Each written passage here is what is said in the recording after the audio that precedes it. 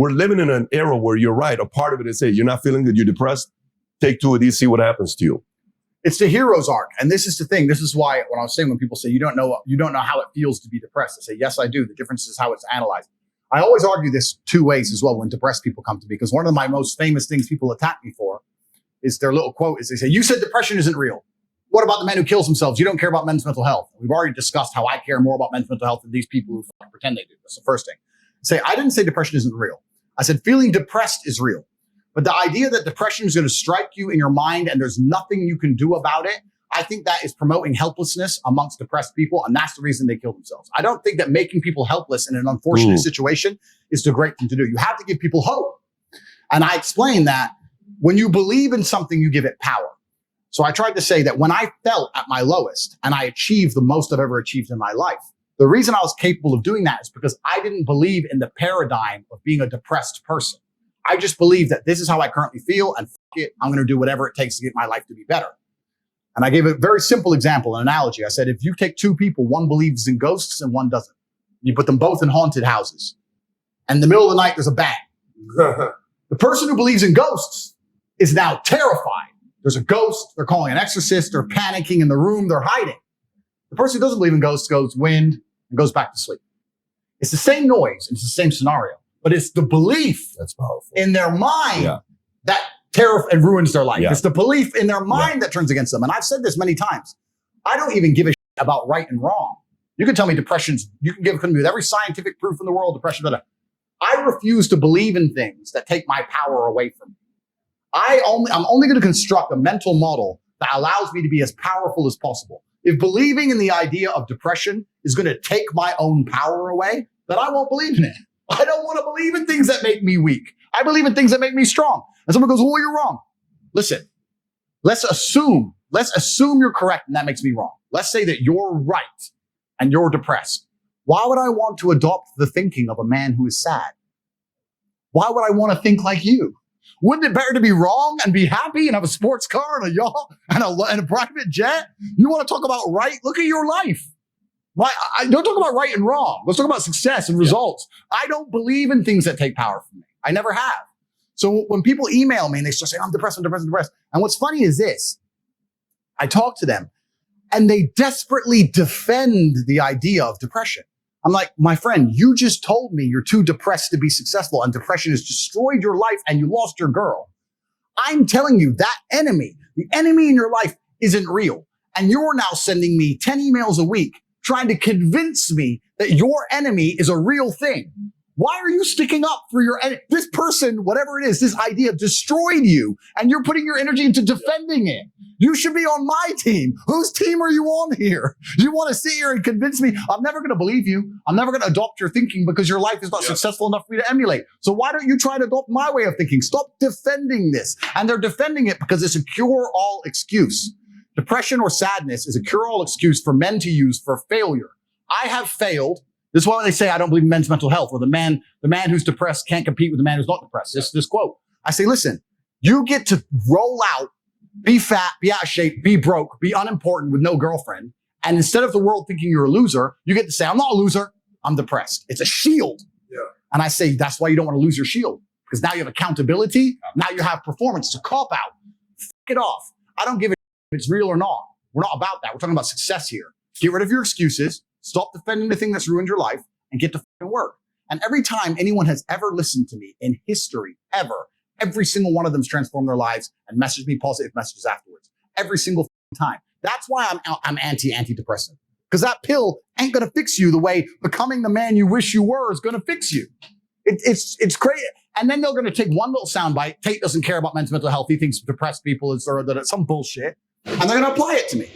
I really do believe, and I state this almost with a degree of achievement, I'm the most misunderstood man on the planet. I really believe I am. It's crazy the level. There are people out there who truly believe I am evil. And I'm nothing close to it. I'm one of the most compassionate people you could possibly meet. Can I give you 2 takeaways just for people that are like, oh, Andrew Tate? Here's what I've heard from you so far. Personal responsibility, straight up. Absolutely. Right? And then number 2, positive affirmation. I don't want negativity in my life. I don't want depression around me. I don't want weakness around me. Correct. I want to be the best person I can be and take full responsibility for that. Correct. Those are the 2 things I'm hearing. We'll go on further. I'll tell you a story, which is going to make me sound a little bit extreme. This is a story of when I knocked out my friend. Let me tell you a story. I was going to ask you this story if this is a true story. It's a true story. Okay, about your boy that showed weakness. Yeah. I got to hear this again. Right. You know the story? Jesus Christ. Right. So I don't like negativity in my space. I curate my reality extremely efficiently. So no matter what bad happens to me, even in the middle of this storm, when me, my brother, my cousin, my team were sitting around, we're all smoking. The whole news is saying I'm the worst man in the world. I've been deleted from everything. They've frozen millions of dollars in bank accounts, right? Me and my boys are just sitting there, just laughing, right? We don't believe in negativity because if it's infectious and it's sticky. And even if someone's negative, even if you talk them out of it, it still stains the air, right? If you're in a trench and you're under fire, the least productive person is the person who goes, they've got too much artillery, we're going to die. Shut the up. We all know. Shut up. That's not helping us, right? It's very infectious. So, and most people understand, they say, you are the sum of the 5 people you spend the most time with. Yeah. Then why the fuck are you spending time with negative people? Or people who complain? Or unhappy people? Or unlucky people? Or negative people? Stop talking to them. Everyone I talk to is like, yep, we are winners. All we do is win. Oh, the Matrix attacks us. Oh, you think I need YouTube?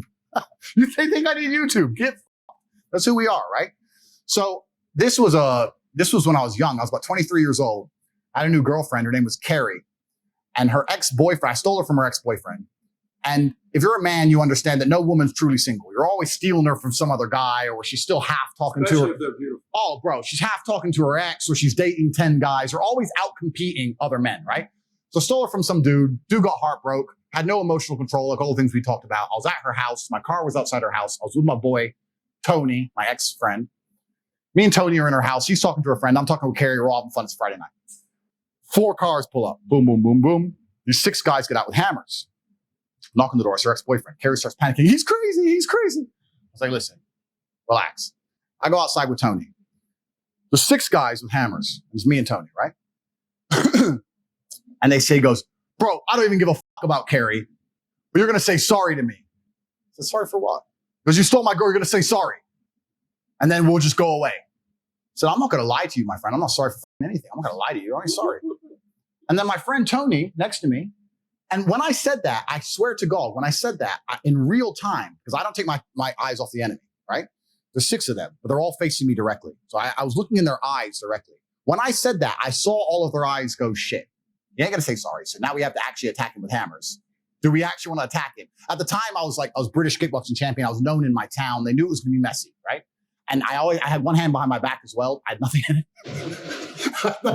I had nothing in it. Who knows what's back there? Like, you had to do something, right? So they're looking at me and they're like, for fuck's sake. We thought he'd say sorry and he didn't. Now what do we do? And Tony pipes up. Kid Tony. Hey man, why don't you just say sorry? And as he said that, I saw all of their faces almost lit up. Because he inspired, the other team showed weakness, inspired weakness on our side. And from complete capitulation, they were now brave again. Because Tony ran his mouth. I swear on my father's grave, I'm standing there. Tony said that. I turned, I fucking smacked him, strained his mouth, knocked him out cold. Tony, done. Tony, my own friend, my own teammate against the 6. I knocked him out cold. I don't need you now, Tony. I knocked him out. I said, fuck him and fuck you. I'm in the house. And I walked in the house and I saw them all standing around outside with hammers, look at Tony asleep, and go back in the cars and walk off. Swear to God, that's a true story. If you're weak near me, you make me weak.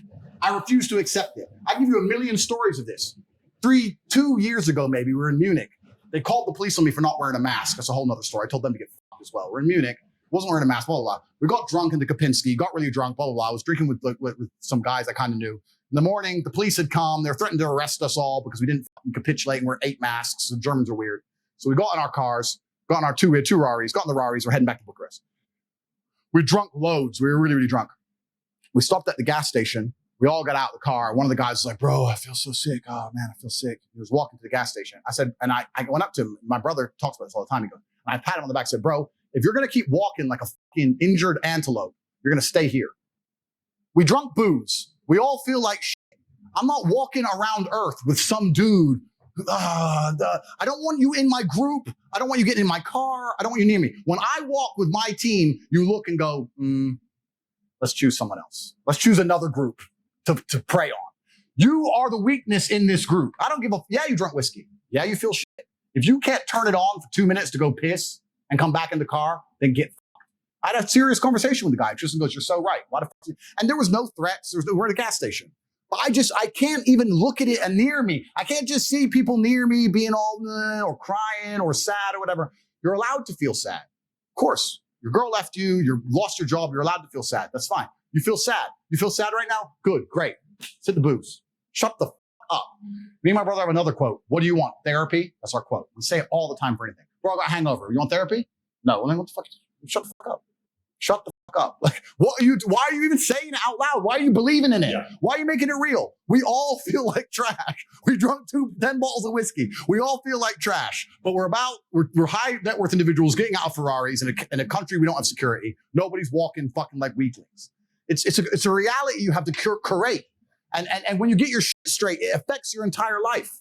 And men understand this. They say, I understand you're the sum of the 5 people you spend the most time with. Then why are you friends with all these fucking nobodies?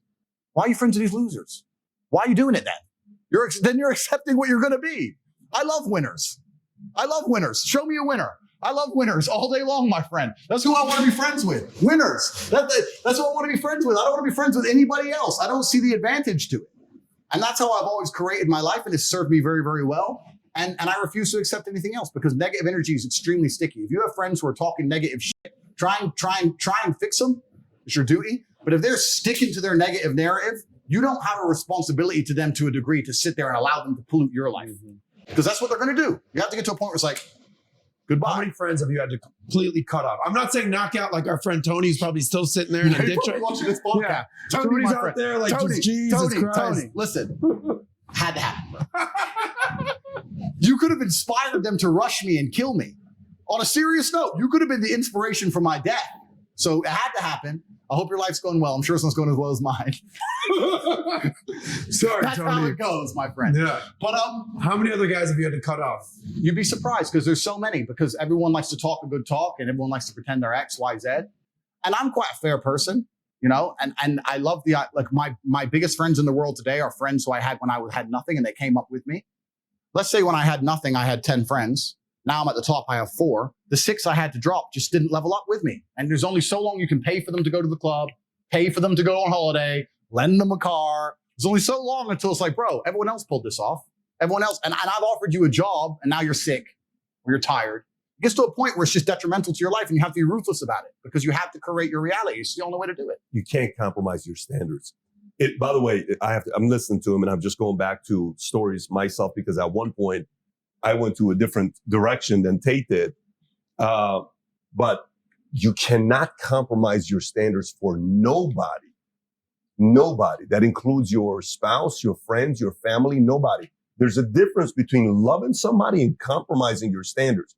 Those are two different. I love a lot of people, but I'm not compromising my standards for people I love. Perfect. You cannot be doing that because only you know how big your dreams are. Only you know what life you want to build, and only you know who you want to be. Compromising your standards, one of the biggest fatal mistakes any man or human being can make.